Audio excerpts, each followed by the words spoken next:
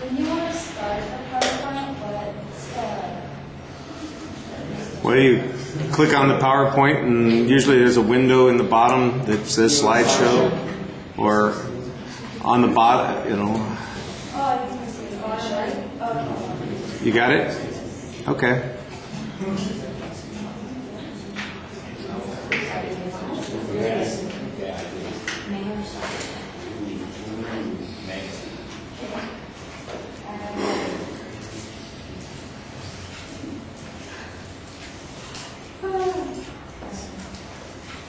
This clip I'm about to show you guys is a documentary from a movie called Nefarious. And according to Merriam-Webster's dictionary, nefarious means wicked or evil. And so it's only going to be a minute-long clip, so there's some here with me.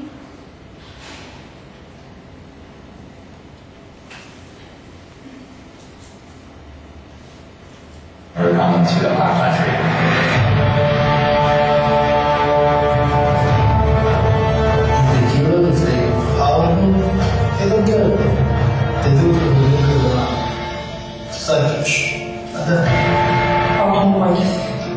Штаб на улице, мостовой можно делать на центре, терпим близко. Говоришь, чуть как стал речь, и I can tell you this, that I can't get the picture. Those girls' faces out of my mind. Still today, I don't imagine that I ever will.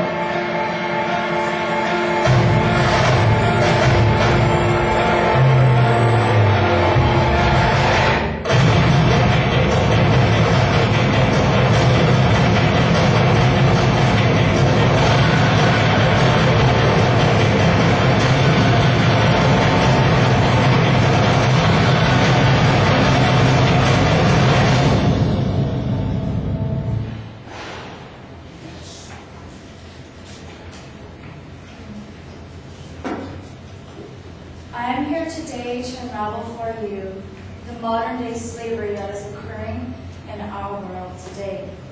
I'm going to first start off by defining what human trafficking is, why this is occurring, and in what regions, and how we can help abolish this nefarious crime. First, I'm going to start off with the definition of human trafficking. And according to Washington, D.C., U.S. Department of Health and Human Services, human trafficking is a form of modern-day slavery. Victims of human trafficking are young children, teenagers, men and women. Victims of human trafficking are subject to force, fraud, or coercion for the purpose of sexual exploitation or forced labor. I don't know about you guys, but I had thought that slavery had ended when America had stopped slavery with African Americans, when Egyptians stopped slavery with Israelites.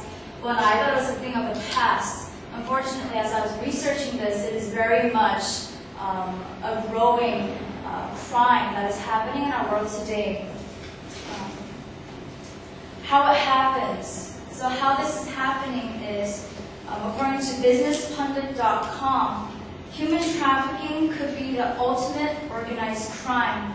Essentially, people are tricked, they're actually stolen away from their homes and turned into slaves. Girls and women become prostitutes, children are trafficked for adoption purposes, and others are forced into bondage or laborers. I'm going to illustrate a small excerpt for you guys from a magazine article called The Diary of a Sex Slave. And this is from the magazine Marie Claire. I'm sure you guys, a lot of girls read it.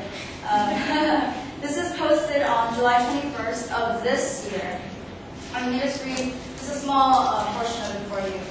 So, quote, human trafficking is a form of modern-day slavery. Victims of human trafficking are young children, teenagers, men, and women. Oh, sorry, that wasn't it. Okay, right here. Quote, Sri Pop Chan, a young Cambodia woman, with a feisty laugh and a love of Kelly Clarkson songs, has a recurring dream. She's being chased by gangsters. They capture and throw her into a filthy, cockroach-filled, infested room. She knows what will happen next. She'll be tortured, whipped with metal cables, locked in a cage, shocked with loose electrical wires and then getting raped. Street Pod has lived this dream. When she was 7 years old, she was actually an age when most girls are supposed to be going to slumber parties. She was sold to a brothel in Phnom Penh, Cambodia's capital city, to work as a sex slave. The woman who made the sale was her mother. Street Prod is among the lucky ones. At age 10, she managed to break free of the brothels and started a new life today. She's ready to tell her story, talking openly about her enslavement and escape, and about coming to terms with her dark past. I'm just going to show you pictures of Street Prod.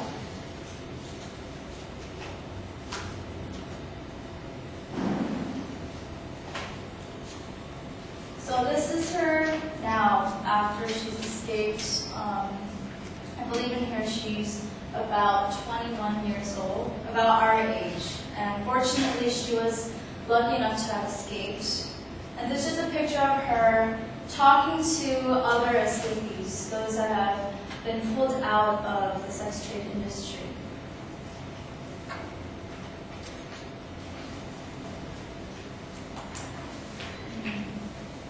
Here are some statistics and facts from the same source, www.businesspundit.com. Human trafficking is worth relatively $32 billion today. It's actually second to the criminal industry, the drug industry. At least 27 million people around the world were enslaved as of the year 2008. To give you guys a picture of that, that's actually more than the population of Australia itself. Australia is actually only 22 million people. Where is this happening? I'm just going to show you guys a quick picture of a map. According to an organization called World Vision, human trafficking and slavery is a global phenomenon that straddles many geographic locations. And so they have this region called the Mekong Delta region in Southeast Asia. And what that incorporates is the regions of Thailand, Laos, Myanmar, Cambodia, and Vietnam.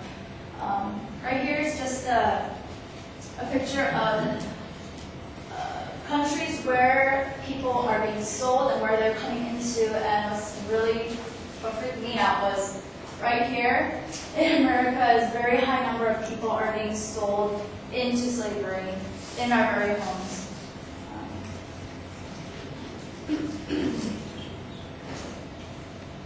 So now that we know all this, how can we stop it? There's actually many ways that it can be stopped, including ways that you can help, that I can help as well. One way is that many people are hosting awareness screen filmings, just like the video that I showed of the various documentary.com. They are actually showing them all over the world, including around very near us, probably even in locations in Fullerton as well. There's also fundraisers. I know it's a little more out of the way, but if you're convicted to, there are actually people that do it. They fundraise money for their organizations. Another way is by signing on to Facebook events, 30-second grace period. Yeah, thank you. You can sign on to Facebook and sign petitions as well. Or one of the things that I'm going to be doing is to actually go and watch one of the events and see what I can do from there. So if anybody wants to go, we can all go together or whatnot. But in conclusion, I just want to share with you guys, I just shared with you guys what human trafficking is, where it occurs, and what we can do, what people can do to help stop this. And I also got to illustrate with you guys a testimony of a girl that escaped a brothel, showed you pictures of regions that are affected by this multi-billion-dollar industry. And I believe as we've seen, we are held responsible. And just like it said in the media clip, there is hope. But I really think that hope depends on those who respond in faith, believing that it will make a difference in the lives of the 30 million that are out there being enslaved every day. Though this is an informative speech not meant to persuade, I myself was really motivated researching this topic to not just